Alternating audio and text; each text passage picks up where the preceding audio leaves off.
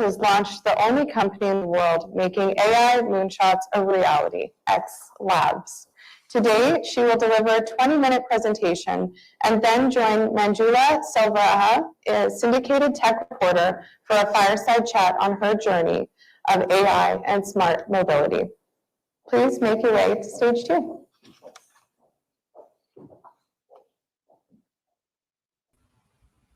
Hi, such a pleasure to be here. So we'll just kick off with Moonshots, making AI moonshots a reality. And let's bring the slides up. So, Dr. Dirks, I believe you need to unmute. Having trouble hearing you.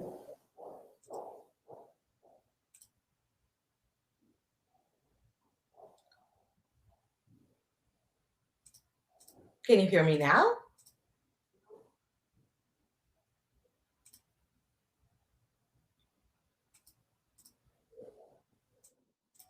I'm not muted.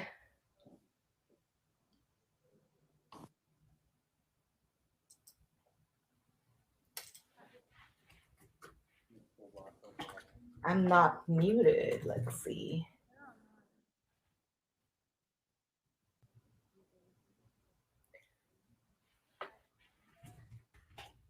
Figuring out tech issues before we go into moonshots here.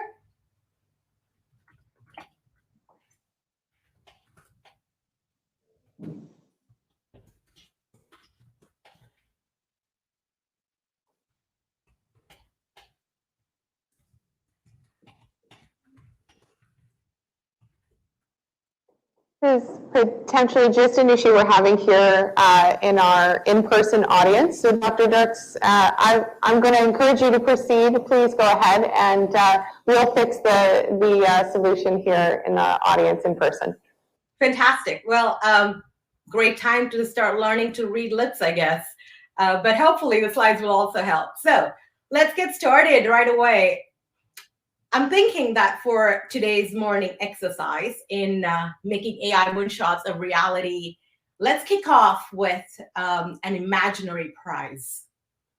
So imagine for a second that right here today, we had $1 million prize. $1 million, and take this seriously because I'm sure we have enough sponsors in the audience. Are you ready for it? To design an engineless car. What would a car without an engine look like? Where would you begin? Now, this is the exact change in perception people had to contend with exactly 125 years ago. The horseless carriage. Ford introduces its horseless carriage. And remember the excitement, the heavy dose of skepticism that you were just facing a minute earlier when I talked about an engineless car? Well, that's exactly what people had to contend with back then. But going back, this kind of moonshots, this is what I call a moonshot, because when Ford introduces the horseless carriage, it doesn't just spawn one industry, but multiple others. And in addition, they go on to inspire generations to come. And this is a characteristic of a moonshot, just like man going to space. But before we go into that, right, I want to talk about the engineless car a little longer. How would you go about this? As I started free-flowing and brainstorming, my immediate reaction was to look to nature. If I were to design a moonshot in the automobile space that would completely change the perception, nature seemed like a great way to begin, because the most fastest, most powerful, the most tireless movers on the animal planet don't have a specific engine to them. In fact, nature, the most powerful computer we know about, has had millions and billions of years of evolution under its belt. So if I were to look to nature, I see right away that in order to build a moonshot, it typically collects stepping stones. And this is another lesson we're going to pick from nature today. Now, why am I talking about nature when you're expecting a technology talk? Because I want to take a step back and tell you where this next generation compute, this push that's driving us now, where that's really coming from. So here, what you're seeing here is the Fugaku. This is the world's fastest supercomputer as of today, built by Fujitsu and Riken. And we can go into exaops and petaflops, and I can impress upon you how fast, how cheap, how powerfully we can compute problems today. But instead, let's take a look at 3 exemplary specimens by nature: the brain, the atom, the gene. If you look at nature, the push that has been driving us for millions of years takes a completely different kind of computation. Nature's computers don't delineate between data and code and memory and processor, the input and the output. Everything is wrapped into one. The data is the code, is the algorithm, is the memory, is the output. So this push towards supercomputers and more powerful computers that has been driving humanity over the past century or so towards faster, cheaper, and more of the same is now taking a different turn. We want computers like nature. We want them to be more resilient, more novel, more adaptable. The brain, you can take out a bunch of neurons and it still performs powerfully. And right here is a bunch of design ideas for future mobility moonshots. Make them more resilient, flexible, deviceless, interfaceless, evolving. So when you start taking design criteria and inspiration from nature, the end product looks very different. So this push towards next generation compute comes from our desire to mimic nature. From the brain, we have artificial intelligence. From the atom and the desire to mimic the laws of physics from the atom itself, we have quantum computing. And lastly, from the gene and powerful biological computation, our very code, we have DNA computing, molecular computing, and biological compute. Now, we won't have time to go into all of these today, but I wanted to give you a flavor as to why new moonshots are even possible today. And it's not just coming from the perspective of faster, better, cheaper. It's coming from the perspective of different and diverse. So let's jump a little bit into AI. I think everyone here has somewhat of a feel for AI. We have driverless cars. Many of you, I'm sure, are working on them actively. We see them on the roads everywhere in Silicon Valley. We have drones coming up. Hopefully all our deliveries will get even faster because apparently we can't just wait to have them.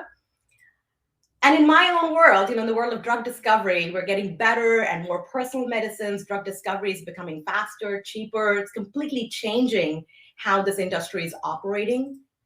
And this is the first fully automated surgical robot, so fully automated surgery that was demonstrated in Silicon Valley, FDA approved, by the way, about 2 years ago. So we can go into these examples and many, many more from many industries that you're part of, all the industries I've been in. But what really clears up thinking and helps you separate the hype from the reality is this framework.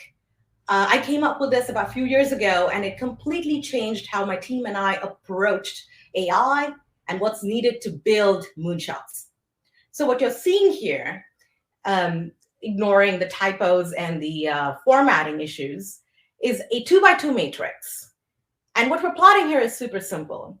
Going from left to right, we're looking at things that come very easily for humans, and all the way to right to things that humans find rather challenging.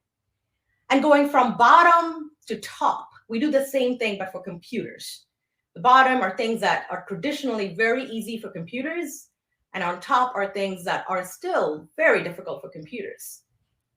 So let's take this piece by piece, right? On the bottom left quadrant are things that are trivial, easy for humans, easy for computers.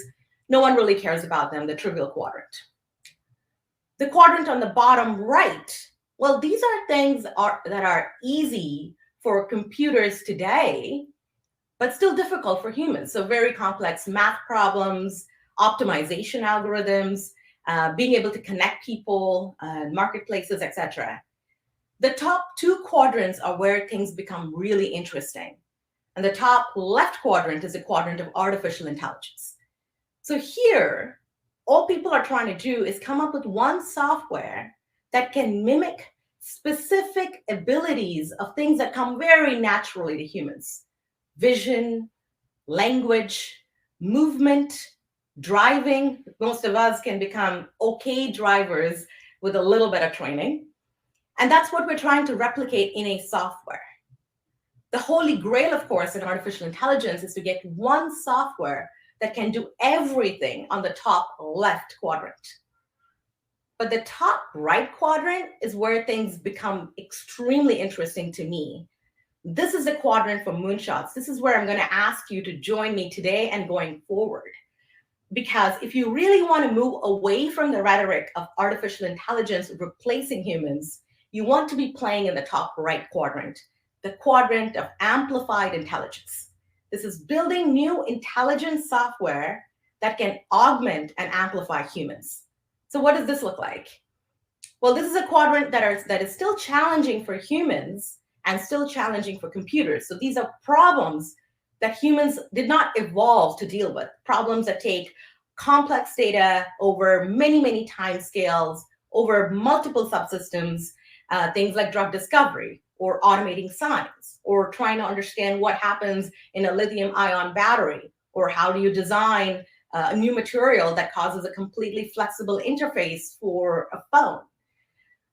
Well, we can dive into a specific thing. So I have here predicting black swans, and that's exactly a company that I built about 7 years ago. And I want to dive into this because this is what was possible in artificial intelligence 7 years ago. Selden was one AI platform that could predict accurately disruptions in geopolitical societies. So, for example, within 3 months of starting the company, we predicted the rise of ISIS.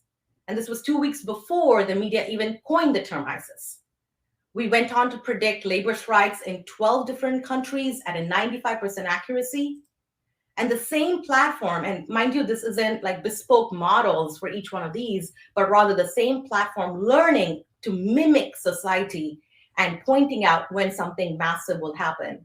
So the same platform could go on to predict jumps in currencies and commodities, about 30 of them, at a 95% accuracy. What you're seeing here is Selden calling out oil prices. We started about in September 2014, oil was trading at about $100 a barrel. And Selden said 4 months out, oil is going to go down to below 75. Now, I worked at Shell, and I know how difficult it is for the oil and gas industry to predict these movements in energy. And I did the most human of things. And I said, no way, this is not possible. So I just sat out, watched it. And Selden continued to predict that oil is going to jump from 75 to below 50, to below 25, to below 15. And I continued to do the most human of things and did not believe the machine. Well, I should have. I could have funded many more moonshots. But this gives you an example of the complexity of problems that AI was capable of solving 7 years ago. And the question you should be asking is, well, what's possible today? And that's why I'm here, because I'm here to tell you that moonshots, the way I define them, are things that change the perception of what is possible.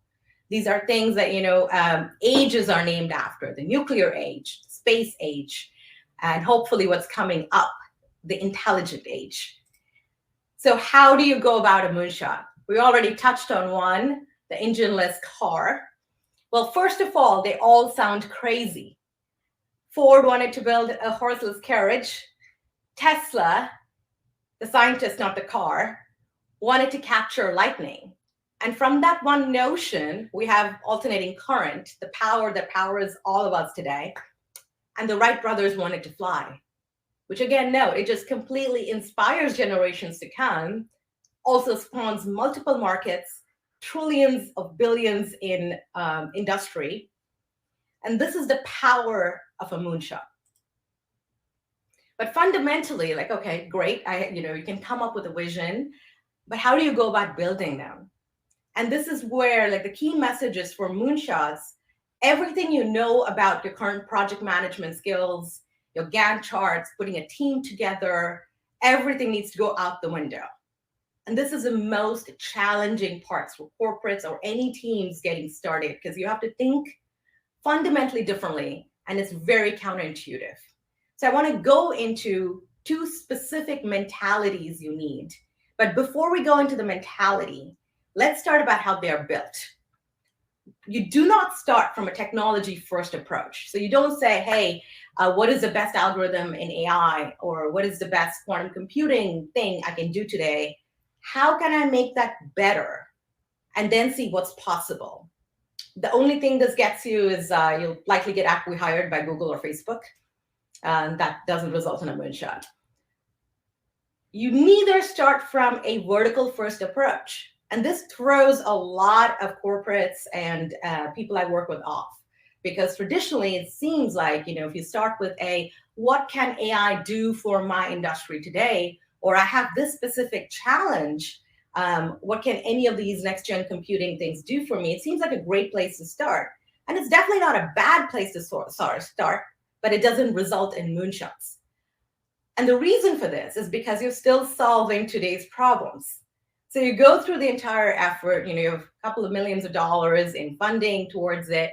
2 years later, you've hired a team or companies. You go through this exercise, and the best you get is a boost in quarterly earnings for about a year. And then you say, well, AI is just a hype, and you throw it out of the window. Really, the best way to do this and leverage the power of upcoming compute is to have a vision. What is your horseless carriage? You have a very clear vision, and the more pithy you can make it, that's what's going to draw all the resources you need, because you're inspiring people to come gather around that mission, man on the moon. That's the vision you need, versus, hey, can we achieve this optimization, or can we save $1 billion every quarter, right? That's not inspiring enough. So jumping in, let's say you have your vision, where do you go next? Well, this is again counterintuitive. You need to embrace novelty. Well, what does that mean? You're ready to do new stuff. You're like, yeah, bring it on. I'm ready. What does this mean? So for this, we're actually going to watch a video, and I'm going to pull up AI. And looks like my video doesn't play on this interface, but we'll just pretend that it's playing. So what you would have seen is 2 videos playing simultaneously. And on one side is the challenge. The challenge is, can you get these robot legs to walk? And on one side, we were approaching it with a deep learning algorithm, which is the most popular, the algorithm du jour, if you will. And on the other side is a completely new kind of AI algorithm called Novelty search, developed by professors at UC Florida. And what you see there is that when you simultaneously watch which algorithm did best, you see that the Novelty search algorithm results in robot legs walking way faster, way farther than the one in deep learning. Well, what's the difference between the two? Deep learning is an optimization. So you're saying, hey, try to go as far as you can. Novelty, the only thing that was coded in the algorithm was whether the robot legs could keep trying different things. The only meta there is every new thing you try has to be completely different from the old thing. And what we see is that the Novelty search algorithm just beats the pants out of the deep learning algorithm. And there's a message in there for all of us. Because the other thing you notice in this video, I'll have to send it to you all after the talk, is that simply by telling the robot legs to walk differently every time and hunting for that space, you see the gait of human walking come about. You actually see knees develop in these robot legs. And this is what results in the stepping stones that we talked about before. Like, what are the stepping stones needed to get to the moonshot? Because the path is completely unobvious. The second mentality you need is that you need to really grok the nonlinear development nature of this, the exponential. Many of you have seen curves like this. This is exponential, how technologies are just bursting about, and the pace at which they're bursting about. But the thing to remember about the exponential is that it does happen sooner than you think, but later than you want. So to illustrate this, we're not going to go into a video. I'm going to go into a thought experiment. So here, this is a beaker. Pretend I'm a scientist. My moonshot is to fill this beaker with penicillin. Penicillin is a bacteria. It doubles every second, so it's an exponential. And I tell you, I've done all my calculations. I'm going to start at 8 in the morning, and by 12 in the afternoon, this beaker is going to be full of penicillin. So that's my moonshot, right? It doubles every second. The question to you is, when is this beaker half full? Clearly, I'm an optimist. But the answer, it doubles every second. I start at 8. When is this beaker half full? And the answer is 1 second before noon. 1 second before noon. Now, what happens 5 seconds before noon? Your project manager is walking in, your boss is walking in. You started at 8. Come on, team. What am I going to see here? You open, well, 5 seconds before noon is 2 to the 5. That's 3%. So this beaker is going to look 3% full 5 seconds before your deadline. Can you live with it? What would your project manager or funding agent, how would they react? That is the exponential. Well, 5 seconds later, this beaker is full.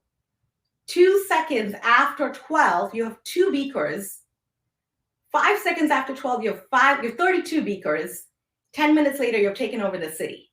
So that's the power of the exponential, is do you understand that it is going to take much longer than you want? The results are going to look vastly different. You walk in, you're not even training these robot legs to go anywhere. They are not even getting up. They're just trying something crazy, like wiggling around on the table. When you embrace novelty and you understand exponential development, you realize that it's a completely different ballgame compared to any of your other projects.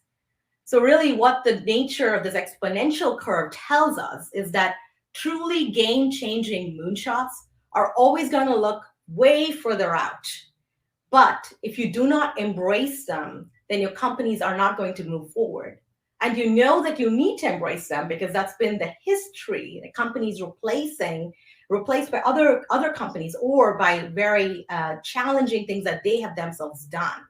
And it's very similar to humans having the children.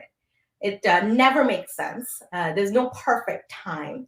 And if you were to just analyze like hyper rationally, if I should have a kid, the answer is no, because they end up taking up many of your resources and sometimes all.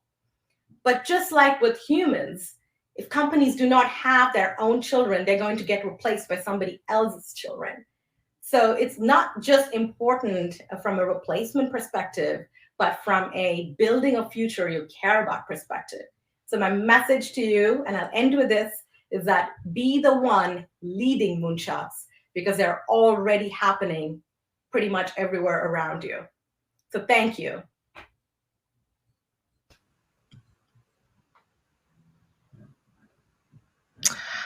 Oh, Radhika, that was so inspiring. I'm just still trying to process all of that.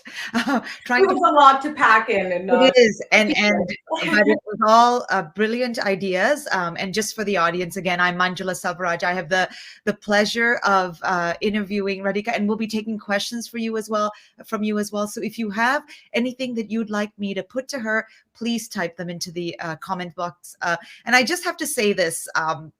I should point out something that's a coincidence, Radhika. This was not intentional at all by the organizers, but I'm very grateful for it. And I have to say something about it because it's actually a very touching point for me personally.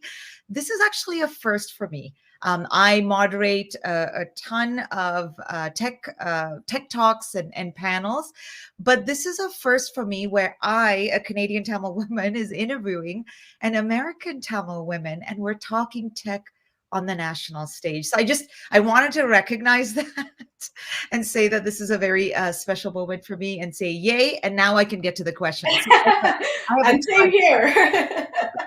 So Wonderful. So I have a ton of things to ask you, and let me start off with this. I mean, when I look over your background, you've had this journey as a scientist, an innovator, an entrepreneur, an incredible combination.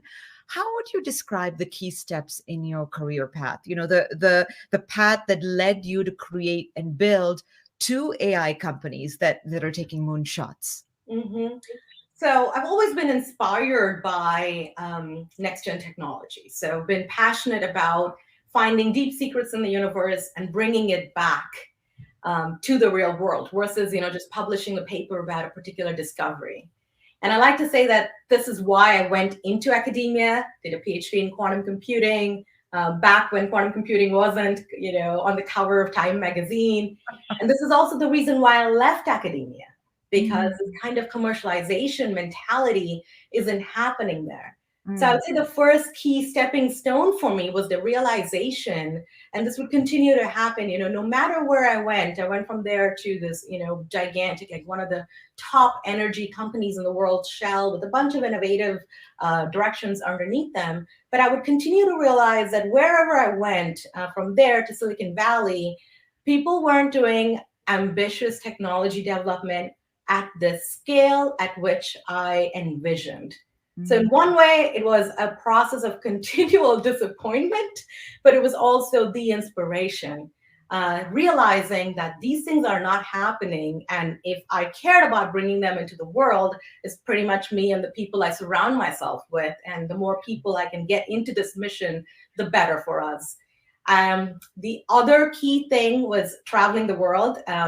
Right after my stint at Shell, where I started a venture capital group, I realized I needed to leave that, be a builder, because that's who I am, and travel the world. So just picked up a backpack and went around Central America, spent 6 months, and that's what inspired me to build Selden. It comes from the place of audacity as a physicist. My undergraduate first paper was predicting the Higgs boson. And then in grad school, not only did I predict like the early photons of the universe, like what are they doing? How can I use them for quantum computing? But then I went on and made some money in the stock market. So here we are, we can predict like the early particles. We can predict the stock market. Don't tell me you cannot see these horrible things happening in society. I would travel 3 of the top 10 murder capitals in the world. And it just became a question I couldn't stop thinking about. And that led to Selden. So I would say these are the key things: disappointment, inspiration, exposure. That's amazing, because, and I don't mean this as an insult to academia. I have a tremendous amount of respect for academics and think actually that's where innovation is happening. I just sometimes find that what academia does to you is takes away your ability to take risks, because it's such a long journey, right? And that's why I find that transformation in your life super interesting. You mentioned venture capital. Talk to me about what you learned being involved with a VC, working with a VC that contributed to that attitude or to that environment that made you want to take moonshots. Yes, it was a dichotomy, really. Here I am at Shell. It's a machine that produces $33 billion as long as you don't change anything. And that's a really, I hate to wrap it in a word because it's such a complex thing. On one hand, you need it. If this machine were to grind to a halt, the world would grind to a halt. Yes. On the other hand, if the attitude then becomes that, hey, I'm not going to do anything you ask me to, because if I did it, it's a risk that is not worth taking, that would put my career on the line, or the machine on the line. That's just not something we can do. So here I am, in this gigantic corporation, and they pulled together the rebels who thought differently and said, cared about it enough, bugged senior management enough to say, hey, we want to do something different. Like if Shell were to replace itself, it's really the most innovative company, what would this look like? And we had, the CTO pretty much said, yeah, let's see what that looks like. And today, like, we started out as a $500 million fund. Stevie is still going really well. And the biggest lesson for me there, so here I am, one of the key 4 founders. I had to figure out how we're even going to, like, okay, we have the mandate, but what is it we're going to invest in? What is it we care about? What are the technologies we go after? And what's out there? And I basically realized that there are so many challenges, and technology being the least of them, that it takes both technologists and technologists who go out to build all the experiences that they need, from how do you navigate, corporate, or how do you navigate enterprise sales or a regulation, and figure out a solution that's not just technology. So I think that was a driving factor. It's like, okay, I could see both the power and the failure of large capital. And I could see the power and the momentum that just investing a small, $500 million annual budget when you're working with $33 billion a quarter is a fraction, right? Mm. And yet, we were able to invest in so many companies that was moving the needle in different directions. I don't know necessarily better directions, too early to say, but it was a positive direction, and the learnings we were getting from it just in the 2 years was phenomenal. So that started really, going back to my roots and saying, hey, I'm a builder. I've seen, what the power of what people look for funding, but more importantly, how to navigate these things. Let me go to Silicon Valley and see what's possible. I loved the mindset the idea of the mindset that you spoke to us about earlier in your presentation. The idea that, instead of thinking deeply and embracing the technology, step back and think of the need or the problem and come up with that mindset, because it actually opens up, it takes away the blinders and allows you to think bigger. I love that idea. I wonder, for people that are listening, we have usually a varied audience that shows up to these events. You have innovators, entrepreneurs, leaders that are listening. What recommendations or guidance would you have for them on to people who want to take moonshots? Mm-hmm. Well, the simplest thing is to just get started. And you can go about it, one of the most powerful exercises, we do a bunch of these moonshot workshops with different groups internally, anytime we want to hunt for more projects. And the simplest exercises are the most powerful. So we just take a bunch of Post-its, always walk around with them, and you just start, writing. Like, give yourself 30 seconds, and you just start writing, like, what's possible. And you would be amazed. Like, we've seen this happen with very traditional groups. Even I did this with the senior management and 80 country heads at the World Bank. And I was advising them on next gen technology strategy. And you could see their minds getting blown live. So sometimes, it's really just taking out the 30 seconds, the 1 minute. In fact, right after the session, I'm going to encourage everyone to do this. And then you'll be amazed, because something might just stick. Something will just, plant itself in the back of your head, and it'll go, what if, what if, what if? I really wonder. And so that's the advice I would say, is like, just take the time to just ponder it for 30 seconds and just see what happens.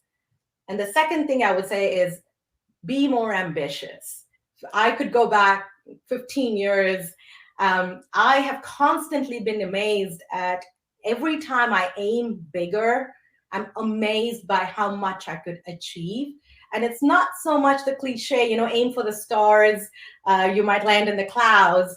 It's literally like, aim for the stars, you're going to land on a star and blow your minds out, try it. It's incredible. So I almost feel like I wasted the first, 15 years of my youth and early career because I didn't think big enough. When I think about people like you that think big in this way, I would imagine that you and your ideas and the companies that take moonshots run into challenges. Can you, give me a sense of what that challenge landscape looks like? Yes. Well, the most obvious one, and this happens to everyone, when you start out with something crazy, a horseless carriage, man on the moon, unless you're Kennedy, of course, you're going to get laughed at. People are not going to take you seriously because it's going to sound outrageous, out there. and almost impossible. So it's going to be a combination of people not taking you seriously. And then if people do take you seriously, then it becomes, oh my God, I'm so happy that you're doing it. Go you. Excitement, encouragement, but nothing else. So you don't get the check to back it up. So then you have to figure out how you're going to, whether you're going to go about it, even if the world doesn't support you. 5 years ago, I started XLabs. Think of it as a next-gen Bell Labs, if you will, that can commercialize moonshots powered by AI. And when I started it, I already had a bunch of amazing investor contacts in the Valley. Literally after my old company folded, I had calls in 1 week going, what are you building next? I will fund you. And when I told them this is what I want to build, they said, don't do this. You're wasting your time. No one will fund this mission. I had top investors in the Valley telling me, Moonshots are amazing, AI is great, but this is way out there. No one's going to fund this. And the fact that, we are surviving 5 years later, like forget the moonshots that actually came out, including like discovering drugs for cancer. The fact that we're even surviving is a win. So there are going to be challenges like this, lack of support in many forums. And every time you go through a challenge, first people didn't take me seriously. And now they say, I actually have a company of people, I have funding. And then it's like, my goodness, you're amazing. Keep going. We need more of you. And I'm thinking, where are the checks to back this up? Like put money where your mouth is. Yeah. And then once you actually have a moonshot and you show people what's possible, then it becomes, I want it to look more of the same. Can you give me something that looks, this is a joke in innovation. They say, give me something completely new that has been done 3 times in the world before. So those are the kinds of challenges, and at every step, right, it's going to be different. Do you feel that there are certain things that people can have in their arsenal that make that pitch or that sell or that, coming to that table a little bit easier, getting that yes a little bit easier? I mean, I look at you and I think, oh my goodness, you've got the PhD, so you've got the academic credibility, you've got the research credibility, you've got the startup credibility, and then you're telling me, well, there were times that I still heard, I don't know. So I just wonder, what are those nuggets that you can get that allow you to get the yes a little bit easier? And I know that's hard. We're all trying to figure out the answer to that, but if you have some wisdom for us. I think, you hit on a really important note. The markers of social credibility that people are used to are extremely important. So it could be, you have the Harvard and the Stanford stamps behind you, or it could be you have some kind of proof, like, hey, at Shell, I moved this $300 million project that was at Shell for 9 years in R&D, and I moved it into commercialization in 3 months. Right? Just because I asked startup type questions, like what is the market research behind this? And the R&D group hadn't really thought about it in that lens, and boom, that was the opening. So I think any kind of solid metrics, it's I always think about this as like the visionaries who are able to execute and land on the moon are people who have their heads up in the sky, but their feet firmly planted in the ground. So what are the solid roots that people can point to and say, okay, I can see how you can go from A to the next step, like A prime, even if it's not to B. So anything of that sort would help. So I'm going to just... Oh, I'm sorry. One more thing. The key thing that helps is if you can gather other people around you. Like if I were a sole founder, that's, I think, an uphill battle. But if I have, the minute it becomes 2, 3, 4, and then wait, these are the corporate partners willing to support this, sponsor this, the big names, then boom, boom, boom. I think there's something very social in humans where we see other humans gathering about something. We get excited, we want to join, we want to find out more, and we might even get inspired. I love that idea. And I just want to remind the audience again that you can ask questions. And I actually saw a really cool question from Russ Cools, which kind of helps that his name is Cools too. I'm going to read that out to you because I think it's actually a fascinating question. And then I have a couple more while we wait for more questions from the audience. How much data did you, this is from Russ, how much data did you collect for the oil price prediction you mentioned in your presentation? Is that a deep learning algorithm or a novelty search? Oh, great. Wonderful question. So for that particular one, we had about 10 terabytes of data. I'm a big fan of diversity. I'm sure Manjula is going to touch on this. So the data itself is very diverse. So it had data from every pocket of the world. So if you're trying to mimic society, you cannot say, oh, I'm only going to look at financial data because that's what I want to do. We didn't tell the computer to predict oil prices. It told us what it could predict. So this had data from the finance world. It had data from the economic portion of the world. It had even things like number of cars on the road, number of hospital beds in Afghanistan, like literally anything we could put our hands on, Twitter feeds, everything. Speaking of diversity, we had data that's what I think of as long data and short data. So some of the data went back 100 years. Some of the other had, even the format of the data didn't exist like 5 years ago.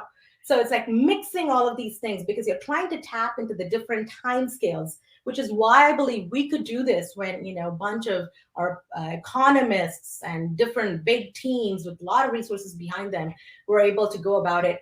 The algorithms themselves, I'm actually a big fan of algorithmic development. Every single moonshot I've built wasn't taking existing algorithms and applying it. It's like conceiving of the correct morphology of the algorithm that makes sense for the moonshot at hand. So in this case, it was a complexity physics inspired meta AI that we built. It's kind of become my specialty because many systems are complex systems. So it used aspects of deep learning. It used aspects of evolutionary algorithms, but it's a completely new. And the funny thing is we did not use novelty search at all. I did not know about it back then. I don't think it existed back then. So I think collecting an arsenal of new algorithms, then suddenly you have a toolkit, and that's how you ask, what is the right suite of algorithms that are applicable to this moonshot that can help me with a novelty search? And it ties back into what you were saying earlier, that because you're thinking of it as a vision, you aren't thinking, well, what are the algorithms that already exist? Yeah. So that's why that kind of thinking almost makes you create a new algorithms on the go. Let's talk about smart mobility. It's something that obviously our audience is interested in. You are, I am too. What types of moonshots would you like to see over the next 10 years, over the next decade in smart mobility? I started doing the 30-second exercise just pretty much for this conference. Mm-hmm. And it's amazing. I have so many. People, please reach out to me because I want to see these out in the world, right? I already talked about one, the Engineless Car. A couple of others would be, there's so many new materials that are going to be possible. I mean, already now it's happening, but with quantum computing, there are going to be new kinds of materials that are possible. So what would a flexible and adaptable car look like, or a phone where I'm not carrying around a rectangle of metal in my hand that's pretending to be an extended limb, causing this RSI issue? What would that look like? An interface-less way of communicating. Other things, my husband and I talk about this all the time. Like, why do we need 2 cars as a couple? Why can't the car just separate out, turn into a bike if we want to just be by ourselves, or 2 different cars? So there's so many moonshots. I mean, of course, some of the ones that people are working on are electrification. I'm skipping a lot of the obvious ones that you can find by Google here. Mm-hmm. But yeah, it's like there are so many here that I am excited about and will want to see. I mean, the question I always come back to is also, whatever happened to flying cars? And all my technologist friends tell me it's not the technology, it's like so many other things that are related to it, So and that's a common characteristic. Many of these moonshots fail not because of technology. The beautiful thing about technologists is that, give us a cool enough problem, we'll figure out a solution. But it's everything else that goes with it. That is such a great segue into the next question, because I have to agree with you that I hear a lot of great ideas. And sometimes I think, will our policymakers ever allow that? Right. Yeah. And right when you said flying cars, I thought, oh my goodness, think about all of the challenges we're having around regulating drones. And there's this fantastic question from Vishnu Priya Gudeti that I want to bring up. So Vishnu asks, what are the important aspects, according to you, that should be considered while making a decision to invest in a new idea or concept? Mm-hmm. Yeah, we have whole primers written about this. So the key thing is that you don't want to optimize. So take away this notion of optimization, like for anything. You're not optimizing for your investment, and that's so counterintuitive. It's like, what do you mean? I am an investor. I do care about my returns. But instead, maybe bring that back later. Where you want to start is, can you engineer serendipity? Can you, or if you want to really think about it in terms of optimization, can you optimize for serendipity? So when you're coming on and you're trying to decide if you should invest in a project, you can go through like some of the things we touched on today. Like, does it have a vision? Does it sound crazy? Like the crazy thing is actually a great metric because it tells you that not many people are thinking along those lines. So in addition to like the vision itself being crazy, vision itself being inspiring, the potential to gather masses around it, I would say, in addition, if you're looking at the composition of the team or how do you design this project or whether this project is worth investing in, ask, does this project foster serendipity? Does it attract serendipity? And really, the only way you would know for sure, like you can listen to your gut, you can listen to all of that. But the only way you would know is by investing. Like, do a little bit. It doesn't take a lot. Like year and a half ago, I meant to mention this in my talk. Year and a half ago, we started the Moonshot to cure cancer. 3 weeks in, my team had discovered 225% more genes, better correlated with 33 types of cancer. 6 months in, we were sitting at 40 new possible drugs that are better cures for 11 kinds of cancer. And we did this with a team of 3, no biologists on board, and $250K in budget. So it doesn't take a lot to look for things. And what you want to look for, again, is not whether you have metrics that are obvious towards finishing the project. You want to look for interestingness. It's become like a core criteria for me. And when I do something and I look at the results, anytime you go, that's interesting, you're on the right path. Gosh, I have so much to ask you just coming off of that. But I want to throw this question in before we get back to this idea of serendipity. We're going to come back to that. So hold that thought. I've read this about you. I know this about you, that it's a passion for you. You have this drive to build a new generation of women leaders in STEM, specifically in AI, quantum computing, and smart mobility, and women especially who want to take moonshots. Why are you so passionate about this goal? Diversity is powerful. If you look at, I can point to many examples in AI itself or innovation. The very nature of innovation is diverse. Nature, again, is a great example. We just looked at 3 today, but literally every little species on the planet is an innovation, one comprising of multiple innovations in themselves. So diversity challenges the traditional. It challenges the status quo. Diversity is unabashed and unreasonable. And according George Bernard Shaw, and that is what is going to make the future possible. Otherwise, we'll just be where we are. And for some of us, that's not enough. So I think, to me, the answer to building a better future boils down to diversity. And I know, having been in male-dominated fields for such a long time, that I know I personally think differently from all my colleagues. And that's also true. And you don't have to look like us to think differently, right? Just go on, think about any life-changing moment for you. Maybe you went on a world trip, or you got married, or you went scuba diving. It opens up your mind. And that's what diversity does. It's like a completely different kind of evolution, an end result. And when you bring that to the table, it's powerful. Hmm. Gosh. Okay. Every time you answer, you open up all this, like the way that journalists think is we think as like a decision tree. And Radhika, for some reason, every time you speak, a whole new decision tree opens, and I'm trying to close some of these branches down. I want to ask you if there are particular opportunities or trends that you see in AI for smart mobility. That I think we have a couple of minutes left, but I want to sneak that question in. Opportunities and trends that you see in AI for smart mobility that you find quite compelling? Yes, absolutely. The new materials direction is really fascinating for me. The power of AI to do, I think I just kind of snuck in the presentation there in the amplified intelligence column to automate science. I think there's a lot of potential for that, because if you look at batteries and the challenges there, and just being able to predict like what happens inside a lithium ion battery today, and humans did not evolve to solve this problem very easily. It's a complex problem.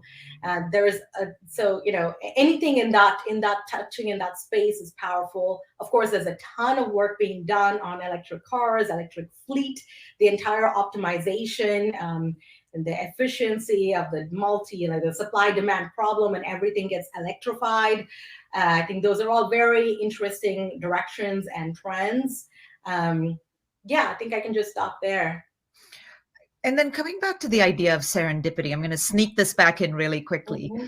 When you are thinking of that big vision, the mind shot, and you've got, moonshot, and you are concerned, let's say that even though you're thinking of this big idea, you know that regulatory or policy issues, or maybe even consumers or businesses actually liking your idea could be an obstacle.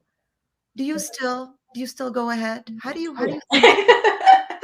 I think if you do not have those kinds of challenges, then the problem is not worth taking, because something more fundamental is wrong. I think that's the right lens. If it were easy, people would have already done it. It's a low barrier to, yeah. Mm-hmm. Yeah. So then, if there are no regulatory challenges, like if you know for a fact, like it's just written out there that you're full permission from the government. So you have consumers lining up, you have pre-orders, you have corporates sponsoring everything you do. And you begin to wonder, okay, is this something that is prevented by the third law of thermodynamics, if you will? So it's like, what is wrong? Why hasn't this happened? And that's not to say, I'm sure there are pockets of innovation that we missed that would have breezed through all of this. So, I always hesitate to say something is impossible, but it's a flag. We have entire methodologies that we have built, like how do we pick a project? And we typically rank it on a scale of 1 to 7 on impossibility, from the technology perspective, from the regulatory perspective, from the market perspective. And we have 3 or 4 different things. And we like to pick projects that have a mix of both, or of multiple things, So we won't pick impossible, 7 is beating the laws of, this requires changing the laws of physics. Well, we're not going to pick 7 on anything. But then we might pick a healthy mix of 3, 4, and 2s. Okay, we don't want to pick 5, 5, and 5. Something better be easy here. But there also better be challenges, because otherwise, what are you doing that's different? Got it. That's a perfect answer. And I think we're just about at the end here. So a question I think perhaps if there is, in 10 seconds or less, is there a final message that you'd like to leave with our audience, Radhika? I would say, going back to diversity, anything you can do to encourage women, girls, or minorities in this field, and it takes very little, it just takes, I want all of you to actually do this with me right now. It goes like this, okay? There's an action and a word, and it comes together, and it says, brava. Brava. That's all it takes. And this small step, I have a 14-month-old in my house right now, and little cues encourages him, that gives a positive reinforcement to bring back the AI terminology to, completely change and makes him more comfortable and confident. And then I would say, if that woman or girl or minority person is more than 12 years old, follow that up with a check. And that's it. You heard that, Sonia. She's laid it out for us. Now we just need to make it happen in Canada. Thank you, Radhika. A real pleasure chatting with you. Thank you so much for having me. What a wonderful topic and what a great conference. I am truly speechless. And Radhika, you truly have tapped into a passion that we share. We are really excited about enabling and accelerating the growth of more women founders, scientists, leaders in STEM. You've truly picked up on a passion, and my imagination is on fire. It truly is. The whole concept of Moonshots and how we can think differently and harness the capacity and capabilities of different types of expertise, different technologies, sectors. When I think about the vision of Bayview Yards and Area X.0, that is truly what underpins it, is pulling in and driving that convergence of diversity, diverse expertise, technologies, innovation, so that we can harness that power and drive change and drive impact. And boy, do we need those moonshots right now more than ever.